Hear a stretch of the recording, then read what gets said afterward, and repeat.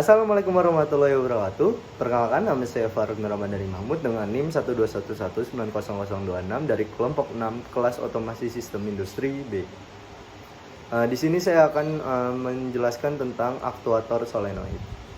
Nah, pengertiannya itu, aktuator merupakan peralatan piranti keras yang mengkonversi sinyal perintah controller ke dalam parameter fisik. Sementara solenoid adalah peralatan yang dipakai untuk mengkonversi sinyal elektrik atau arus listrik menjadi gerak linear mekanik, terbuat dari kumparan dan inti besi yang dapat digerakkan. Solenoid merupakan rakitan elektromagnetik dengan dua posisi, terdiri dari inti di dalam kumparan kawat. Inti pada umumnya ditahan pada satu posisi dengan menggunakan per, tetapi bila kumparan diberi catu daya, inti ditekan ke posisi yang lain. Solenoid linear lebih banyak digunakan daripada solenoid putar. Nah, pada prinsip kerja solenoid, di dalam solenoida terdapat kumparan yang melingkar dengan cara yang khusus. Ketika sedang mengirim arus listrik melalui kawat atau energi, medan magnet dibuat. Lalu poros dari solenoida itu adalah piston seperti silinder terbuat dari besi atau baja yang disebut plunger atau slug, setara dengan sebuah dinamo. Medan magnet kemudian menerapkan kekuatan untuk plunger ini, baik menarik ataupun mendorong. Ketika medan magnet dimatikan, pegas plunger kemudian kembali ke keadaan semula. Contoh penggunaan aktuator solenoid. Yang pertama yaitu ada pada injektor bahan bakar. Nah, merupakan aktuator yang berfungsi menyemprotkan bahan bakar ke dalam mesin. Lalu yang kedua ada solenoid pemutus bahan bakar, itu digunakan sebagai bagian dari sistem keamanan atau kontrol untuk mematikan bahan bakar secara otomatis dalam situasi darurat atau saat mesin tidak beroperasi. Lalu yang ketiga ada solenoid pedal gas, itu digunakan untuk mengontrol aliran udara atau bahan bakar ke mesin sesuai dengan posisi pedal gas yang ditekan oleh pengemudi. Nah, yang keempat ada solenoid motor starter, bertanggung jawab untuk mengontrol aliran listrik ke motor saat motor dihidupkan. Yang kelima ada EGR valve solenoid, itu untuk mengurangi emisi gas buang dengan mengalirkan kembali sebagian gas buang ke dalam sistem pembakaran. Nah, yang keenam ada central lock, untuk mengontrol mekanisme kunci pintu otomatis dalam sistem penguncian pusat. Nah, tipe-tipe aktuator solenoid. Nah, yang pertama ada aktuator solenoid dorong tarik. Itu terdiri dari gulungan solenoid, pelampung, dan pegas. Lalu selanjutnya ada aktuator solenoid proporsional, itu memungkinkan pengendalian presisi dalam aplikasi seperti katup pengatur aliran atau pompa pengukur. Lalu selanjutnya ada aktuator solenoid putar, yaitu mengubah gerakan linear solenoid menjadi gerakan putaran.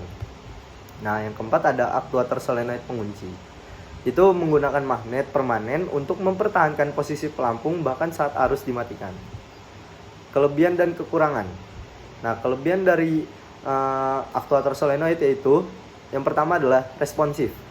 Solenoid merespons perubahan arus listrik dengan cepat sehingga dapat memberikan gerakan yang cepat. Lalu ukurannya juga relatif kecil. Solenoid umumnya memiliki ukuran yang kecil sehingga cocok untuk aplikasi dengan ruang terbatas. Selanjutnya ada kemudahan pengendalian, yaitu aktuator solenoid dapat dikendalikan dengan mudah melalui pengaturan arus listrik yang diberikan. Nah, yang keempat ada harganya terjangkau. Umumnya memiliki harga yang terjangkau dibandingkan dengan beberapa jenis aktuator lainnya. Sementara untuk kekurangan dari aktuator solenoid yaitu yang pertama dari dayanya. Solenoid memerlukan daya listrik yang cukup besar untuk menghasilkan gaya yang signifikan. Lalu yang kedua ada durabilitas. Nah, bagian-bagian dalam solenoid dapat mengalami keausan atau kegagalan mekanis setelah penggunaan yang intensif secara berkala. Lalu yang ketiga ada panas. Nah, penggunaan yang berlebihan dapat menyebabkan solenoid menjadi panas yang dapat mengurangi efisiensi dan umur pakainya. Lalu ada keterbatasan jarak. Nah, gerakan solenoid terbatas oleh jarak kabel dan batasan mekanisnya. Dampak dari penggunaan solenoid. Yang pertama adalah di dalam otomatisasi proses industri. Nah, sistem kontrol mesin, pengendalian katup, dan perangkat otomatis lainnya. Lalu yang kedua ada pada efisiensi energi. Contohnya dapat memberikan gerakan yang cepat dan tepat dengan konsumsi energi yang relatif rendah. Nah, yang ketiga ada peningkatan produktivitas. Dalam sistem otomatisasi, produksi dapat meningkatkan throughput dan konsistensi produk. Lalu yang keempat ada memungkinkan pengembangan teknologi canggih seperti kendaraan otonom, sistem pintu otomatis, dan perangkat elektronik rumah tangga pintar. Komponen dari aktuator solenoid yaitu ada kumparan atau coil, itu berupa lilitan kawat tembaga yang menghasilkan medan magnet saat dialiri arus listrik. Lalu ada inti besi atau plugger, itu material ferromagnetik yang tertarik oleh medan magnet dari kumparan. Lalu ada pegas atau spring, itu yang membantu mengembalikan inti besi ke posisi awal saat arus listrik dimatikan. Lalu selanjutnya ada solenoid valve, itu termasuk katup dan aktuator solenoid dalam satu unit digunakan untuk mengontrol aliran fluida. Lalu ada casing, itu untuk melindungi komponen internal aktuator dari lingkungan. Lalu ada batang atau rod, itu terhubung dengan inti besi dan menghasilkan gerakan linear pada aktuator linear. Nah, aplikasi spesifik berdasarkan jenis aktuator. Yang pertama ada aktuator linear.